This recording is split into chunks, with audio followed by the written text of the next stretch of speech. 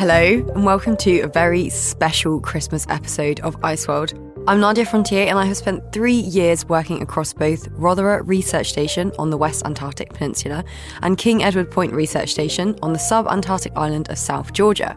In this podcast, I talk with the people who currently live and work on the frozen continent to uncover what life is really like on those remote research stations. Today, I'm joined by 2 guests from Halley Research Station, McKenzie, the station leader, and Dani, Hawarden, the station doctor. Christmas in Antarctica already has the advantage of guaranteed snow. We'll be exploring how they celebrate the festive season thousands of miles from home, the traditions they've created, and what makes an Antarctic Christmas so unique. But first, let's start with some introductions. Dani, welcome to the podcast. How did you come about working with the British Antarctic Survey? I've always loved travelling. I've travelled quite extensively, pretty much every continent except this one until now. And then I've been really interested in sort of medicine in extreme environments. When I heard about this opportunity to come down here, I absolutely jumped at it. It sounded right up my street, and it was something, gives me a chance to sort of use my skills and experience in a completely different environment.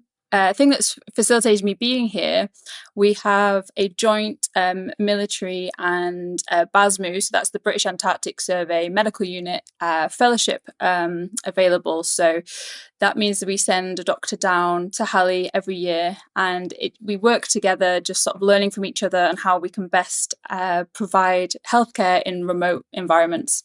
Amazing, Dani. So in addition to traversing all 7 continents now, is it also that you wanted to go into space? Was that something on your agenda potentially before coming down to the frozen continent? Yeah, it definitely is a big tick for me. So as I mentioned, very interested in sort of extreme environments. And I think both Antarctica and space have got to be 2 of the most extreme. Can't lie, I've always wanted to be an astronaut. So this is the absolute next best thing. And to be honest, when I landed, we came into land and I saw Halley from the plane, it really did feel like I was landing on the moon. So it was amazing, absolutely amazing. I really like that comparison, and not to dwell too much on space, but did you do any training towards going to the International Space Station? So no training, but I did once when the European Space Agency did their recruitment a few years ago. I did apply and just got to see a bit about the process of becoming an astronaut. But yeah, sadly didn't make it all the way, but it was an amazing experience. Halley is an amazing alternative to going to space for sure. And exactly what does your role on station at Halley involve? So my role on station, primarily, I'm looking after the health and well-being of all the personnel here so that they can, do their jobs effectively, from the sort of mechanics, the engineers, the scientists, all supporting the science that's done here at Halley. But there's lots of other things as well. So obviously I'm on call for any emergencies. I'm also sort of in charge of all the medical kit and equipment, making sure that's maintained and checked. I also run weekly training as well, medical training for the station, and I was involved in the medical training at the pre-deployment courses as well. So we run a course called Crash, and this is done in Dartmoor, and it means that there's a few personnel on station that have been trained to a really high level, and I really love that side of my job. I'm really proud of the level that we get people to. These are sort of chefs and meteorologists and people who've done no medical training, and some that start out quite squeamish or don't like needles and things like that, and then they come out at the end of it and they're a really high level. So it's it's amazing that we get to do that and sort of share that knowledge. Dan, are you an advanced first aider? Are you part of this team of emergency responders to support the doctor? Yeah, I'm not actually. I would like to in the future, but then the thing is, I suppose I sort of organise all the response to it. So for me to do that, it kind of takes away from my role a little bit. It'd be really great to learn, for sure. It's a really great course, but maybe next year it'd be good to learn. But usually I should be kind of, pulling the strings about who's going where and where people should go off into the field or how they should help, and busy with that kind of thing, so. Yeah, for me, it's definitely useful to have somebody sort of separate from the medical team that's in that leadership position, because we can get quite sucked into the medical side. So having someone that's keeping that sort of, awareness of what's going on is really, really helpful. We plan things together, like we'll plan exercises. We've got a really good one on Saturday coming up, actually. Yeah. Any spoilers? This won't be released until after Saturday, so yeah, we can give spoilers. There's going to be potentially a medical incident and a trauma, and vehicles might be involved. So we're going to try and test the whole station. The different response teams. I'll stay largely out of it, or more in sort of teaching role, and it'll be my sort of advanced first aiders that will respond. But I have every faith they're going to do really, really well. So it's not a classic weekend of relaxing then, it's a all-station emergency response plan. We don't do that. We don't do that here. And Dan, tell us about you. How long have you been working with the British Antarctic Survey? This is not your first rodeo, is it? It's not, no. And actually we met several years ago, didn't we, I think? So you came down at the end of my first winter. So that was my sort of second summer season, my second Christmas. I think I've done about five seasons with BAS now. And 5 Christmases, and that's like across three stations as well. And they've all got something like very different about them, to be honest. And I think I've picked up on the lessons I've learned or things that I'd like to improve at other stations and try to bring them into like life here and festivities here at Halley. So what stations have you been to? Yeah, so I started off at Rothera, did an 18-month stint then, took a bit of a kind of career break, and then went to Bird Island as station leader, which is like the opposite of Rothera, basically. It's just all animals and totally different weather and tiny little team. And then luckily, right place, right time, and got the Halley job last year. And now this is my second season as Halley station leader, and I'm really glad to be here. Amazing. And also a great transition because you were a maintenance mechanic. Yeah, mechanical maintenance technician, but that's just a lie. You are actually a plumber. So you have transitioned from being into the more technical services roles to now leading that management side. How does it feel leading a team? Because you know what it's like to lead that team because you've actually observed that process during your winter at Rothera, and now you have the privilege of being able to do it. Yeah, I mean, I've got a bit of a background. I used to work at sea as a ship's engineer officer, so I used to lead sort of small teams then, and took a small career break from BAS as well, where I was kind of in charge of big groups of people on sort of addiction journeys. So I'm kind of used to that side of things, and it all does apply to what we do here. And I really enjoy the management side of things and certain parts of it, especially, the people side, especially the logistics and cargo. Slightly less. But Christmas is one of my main things. I love to plan Christmas and give people a nice Christmas, Excellent. And what do we have on the Halley agenda for Christmas this year? Well, so last year, I'll tell you what we did. So basically, we started the day with like a tea and coffee service from me and the doctor. So it was Andrea last year. During midwinter celebration, the station leader will go up and down the corridors and kind of wake people up and give them the morning drinks. And we had that idea this Christmas, but then we realised that people were actually all lying in and we were just waking everybody up. So we went back into the dining room and just waited for them to come out, basically. And that worked. No complaints. And as soon as they got that, everybody went off on a fun run and then watched some films. The bar was open a little early. We had a great big Christmas dinner. We had people here like diligently working on this great big ice cave out the back of the station. So that was a thing. And then we got in there for Christmas Eve or Christmas night, I think. And everybody got in. There was some music, some nice ambient lighting. And I had some real nice comments. Some people were saying it was the best Christmas they'd ever had in Antarctica. Big claims. Wow. Yeah. I'm excited. So Dani, how do you feel about living up to this big Christmas expectation this year? Have you also been enlisted into the trolley morning service? Yes.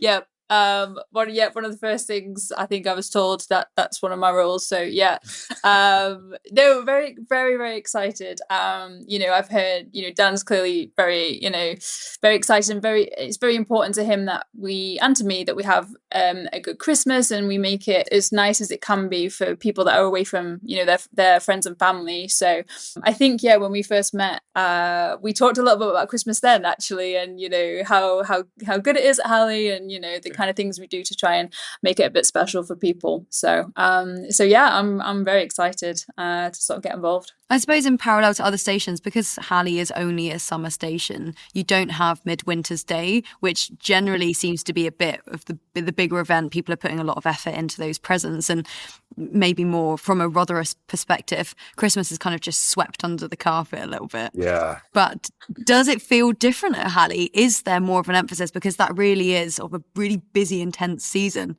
That is the one time where you all break and come together and, you know, have time to make an ice cave. And I remember that picture. A cave is underselling it. It's like a house. Yeah, I don't know how we're going to outdo that this year, but we're going to try. But yeah, I was exactly right. So when I did my first Christmas at Rotherham, I was a little bit disappointed because everyone's just working and, you know, planes are flying and people are doing science, and it's kind of swept under the rug a little bit, you know, because you can look forward to midwinters and it's just like work as usual, basically. So Halley being like a really intense short season, what we try and do is like ring fence a couple of days and say, right, you know, we've got all this hard work before and after. So in those 2 days, it's like, this is our time to kind of get together and appreciate being on base, you know, and it really works. It is like, it's kind of our version of midwinters. Like we have a Secret Santa that I think this year there's about 20. Yeah, I think about 20 people, you know, about 30. over two thirds Yeah. of the station have signed up to Secret Santa. So yeah, everyone's working very hard. I'm quite intimidated by the level of Secret Santa that's going around. Have you both signed up? Are you participants? So I haven't. I have. Dani, how many hours have you put into your gift so far, given that we are today on the 10th of December? So I may have bitten off more than I can chew. So I'm wary that this is going out before Christmas Day. So I won't say exactly what it is, but I have learned a new skill to make the Secret Santa. And a good few hours is going to need to go into it. So yeah, hopefully it all works out and it's worth the effort. But yeah, hopefully my Secret Santa likes it on the day. I'm absolutely sure. A homemade gift is so special and really hard to come by nowadays. I mean, in the real world, it's kind of hard to have time to really make individual personalised gifts. I think it's something that's very special to station life. Is this what you expected you'd be doing, Dani? Did you have any expectations of what a Christmas in Antarctica would be like? Yeah, the level of Secret Santa was a bit of a surprise to me. But yeah, Dan had sort of filled me in about some of the other bits. But I don't know. I think, you know, until I was here, I couldn't really, you know, picture Halley or, you know, how it would feel. And yes, everything I sort of, you know, hoped for. What's the work schedule at Halley in the summer? Is it is it Sunday off? Yeah, we try and get Sundays off, depending on work. I mean, we have some things that are so critical that we sometimes do have to work through weekends. So it's full on, you know. A lot of people are working like 7 days a week, to be honest, on and off. You know, we'll get bits of time off and it's full on. So the fact that people find this time to make these incredible gifts. I mean, last year there was like so many amazing things, like all different skill sets and like maps being drawn and this huge, great Antarctic crossword that somebody had done, just like perfect design and, you know, woodwork and metalwork. And it's amazing. Like I was very surprised at the standard. So this year, will there also be a run planned? And please tell me how we are supposed to be running on the Brunt Ice Shelf. Yeah, so we got this perimeter basically. It's about, I think it's about 7K. 7K. Yeah. So basically it'll be like one lap. Somebody will doubtless wear the dinosaur costume that is lying around somewhere and finish like way last, like they did last year. But it's a really enjoyable thing and people really get involved and it lifts spirits so much, you know. It's that kind of adrenaline boost in the morning and then everybody can just relax afterwards as well. So it's really nice, you know. And I think I'm right in thinking people could ski or walk it, you know. If they want to, actually, just you're right. Involved. So last year it's a fun run, so it's like any rules, no rules, you know. And it looked a bit like when they were setting off, because there was people that probably never skied before, so it was a bit like wacky races, like people like skiing like crazy techniques and like falling over, and then like a dinosaur like overtaking them, and it was really surreal to watch it. We have a run club set up actually on a Sunday morning. People can come and train for their Christmas Day fun run, but we do try and get out as a bit of a group as well, which is nice. Yeah, loads of clubs this year. We got, I think, run club, yoga club. Yeah, there's an art club, paint club. Yeah, yeah, knit club. Yeah, we've got a few. We're managing to fit some fun into all the work as well. Yeah, I'm glad that you've got time to be able to do that. And So running on the snow, is it always guaranteed that you'll be able to have some kind of compacted snow around that flag line area around Halley to get people out? We actually get the vehicles team to go around in the piston bully and groom the perimeter for us, which is fantastic. So when that starts to get a bit soft and a bit lumpy, then they'll just go around it. And it's really, really valuable for morale, so it's a real good way to use that time. And that's how we do it. So it's always pretty much runnable, to be honest, or skiable. Yeah, we're really grateful to the vehicles team to do that for us, because after work, for me, predominantly my work is inside. So I love to, get outside when I can outside of that. So, after work, being able to go for a ski or a run outside it's invaluable, really. Yeah, and you find that the guys doing the perimeter grooming generally aren't the ones running or skiing. So they're just doing it out of the kindness of the hearts, really, so the other team can go ahead and do their hobby, which is really lovely of them.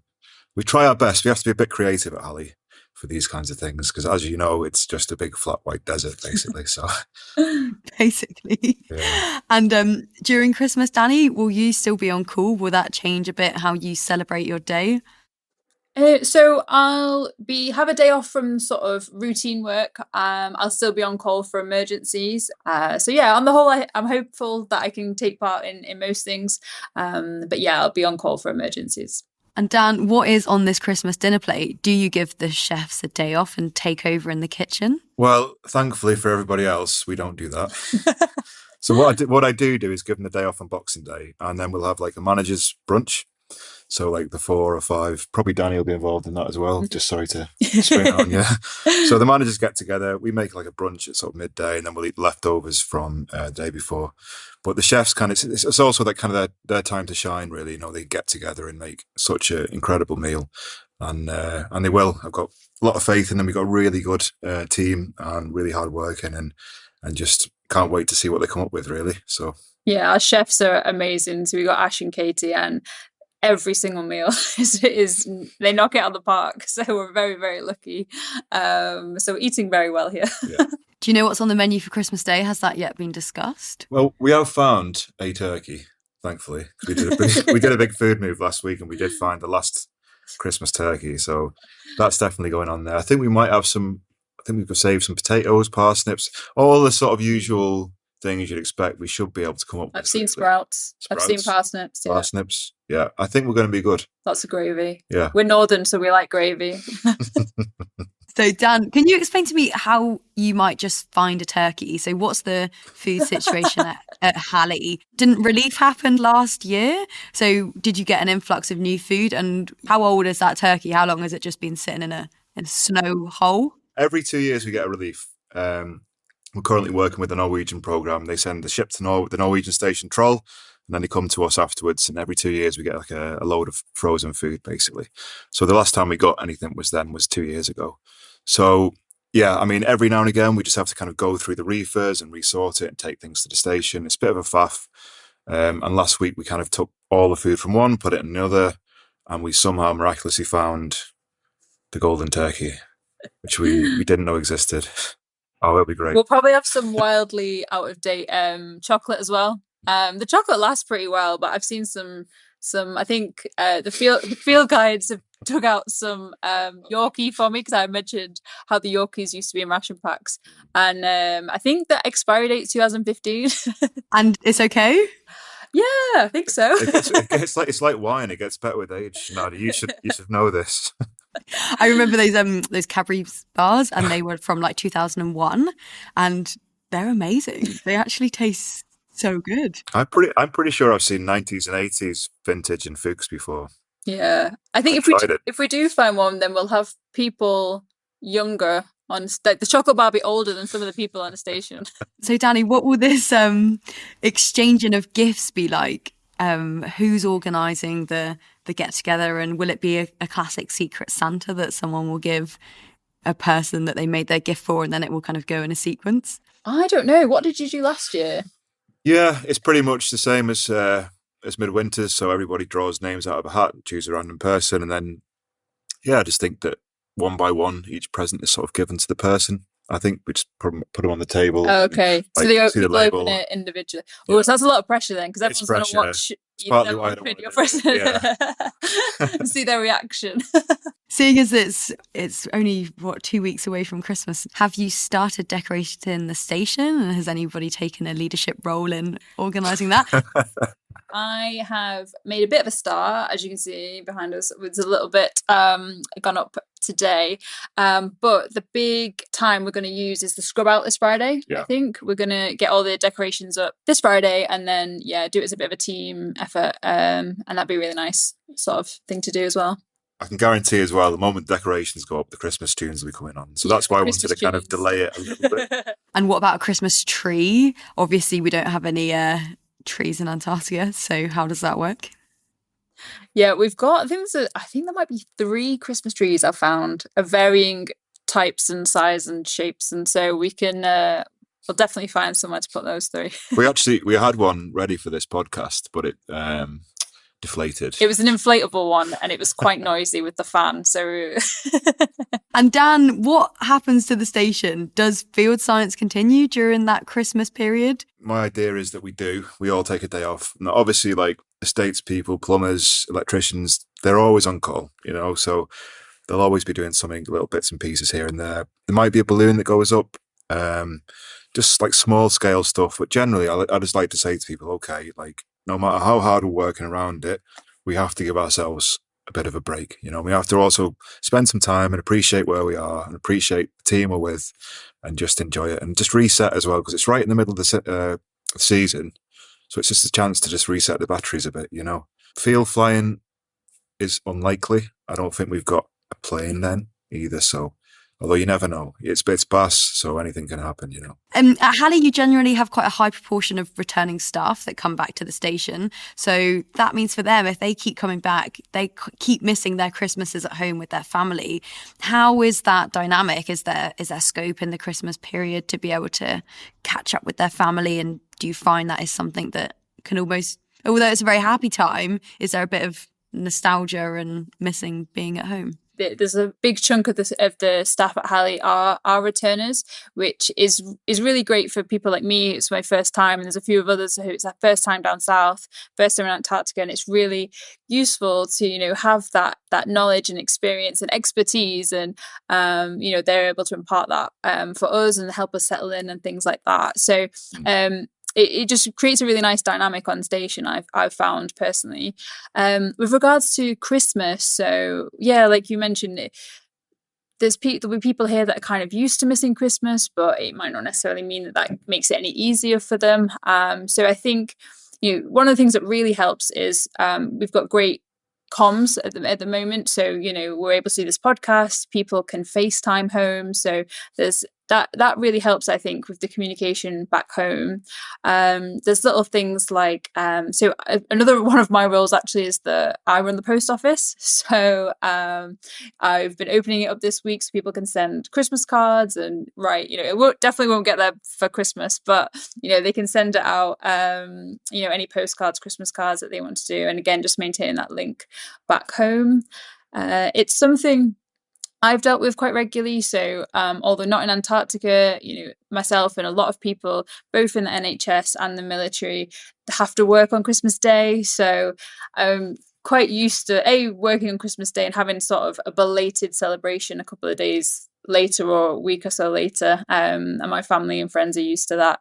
And also, but trying to create a nice environment at work, with your colleagues who are all away from their friends and family, and potentially children and things like that. So I think everything we're sort of doing, the decorations, the Secret Santa, the little clubs and activities, and that people can dip in and out of, I think all helps just create a bit of a festive environment and just sort of like a group like cohesion and things like that. So yeah, I think just to add to that, I think like we definitely both miss people at home, that's for sure. Family, friends, partners, pets, everything, but the more effort I put into, it's going to sound a bit cheesy, but the more effort I put into other people having a good time, the more it makes it easier for me.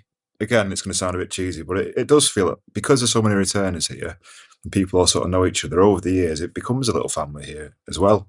So that sort of gives you that in a way, because you really care about the people you're around. So there's not too much difference there, is there really? Would you say there's anything better than celebrating Christmas at Halley than there is celebrating Christmas at home? Guaranteed snow? Yeah. I think there's a few things actually, because you never know at home. Sometimes you're just with your family, you might see your friends, blah blah blah blah. But here, like, it's guaranteed as far as I'm aware, and as far as I can make it happen, it's guaranteed going to be a good day, And it's lots of things that people will do you wouldn't do at home. So you wouldn't go and do the fun run. Like, people wouldn't make you coffee like when you're coming out of your room, and you wouldn't be in the ice cave, listening to some tunes and having a good time, and all these things. You just wouldn't be doing that. So it is different, and it's cool, and it's very unique experience. Yeah. Tell me your station capacity on Christmas Day. Is it 23 people? Oh no, it's going to be like 42, perhaps. I think it's going to be full capacity. Yeah, it's going to be busy, very busy. Wow, that's so a lot of mouths to feed for the cooking staff, and but the more the merrier, in my opinion. Just bring them in, like send as many as you want. Is everybody there at the moment, or are there any more planes that will be coming in bringing people?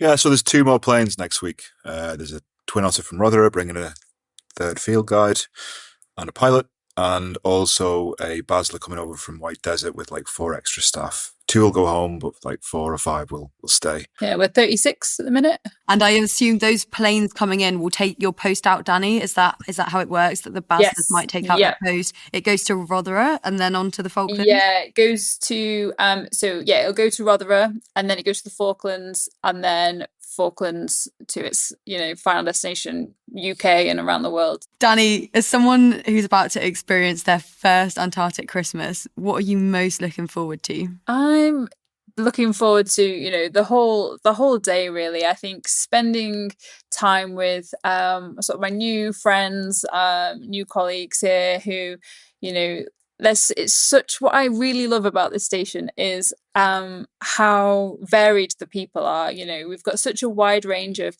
ages, backgrounds, experiences. Whoever you sit down next to at dinner, you're going to have an interesting chat. Like, they're the coolest people I've honestly ever met. They're really, really good group. Call my family and friends. They've sent me away with, I've got a couple of like cards and presents I just put in my bag that'll open on Christmas Day. And Dan, looking back at your Christmases in Antarctica, is there a particular moment or memory that stands out for you? Bird Island was fantastic. Everyone went out for a walk, and we saw all the animals, and one of the guys on the station, he very kindly offered to make Christmas dinner, which is lucky because I'm not very good at doing that either. So that was really special actually at Bird Island. And I think actually, to be honest, last year at Halley, just having the feedback that people really enjoyed it, that was just really special for me. It's really nice if people can come to me and say that was all right, that Dan. So cheers. Well, I also hope that you can do the same again for this year. And thank you both so much for your time and telling us about Christmas at Halley. And have a lovely day. Dani, enjoy your first Christmas. Dan, enjoy your 5th Christmas as well. I hope you have a nice Christmas too, Nadia. Yeah, thank you very much. A very Merry Christmas to all those at Halley Research Station on the Brunt Ice Shelf, giving up their Christmas with family and friends to support Antarctic science. And a very Merry Christmas to all you listeners. See you in the next year for the continuation of ICEWORLD. And the theme of the next episode is keeping the planes running. We'll speak to the air mechanics from Rotherham Research Station about their role in supporting deep field science and the movement of people across the continent. And if you enjoy ICEWORLD, make sure you let us know. You can leave a review on the ICEWORLD page or wherever you get your podcasts. And please do like and share the episodes. It all helps us reach new listeners. I'm Nadia Frontier, and thank you for listening.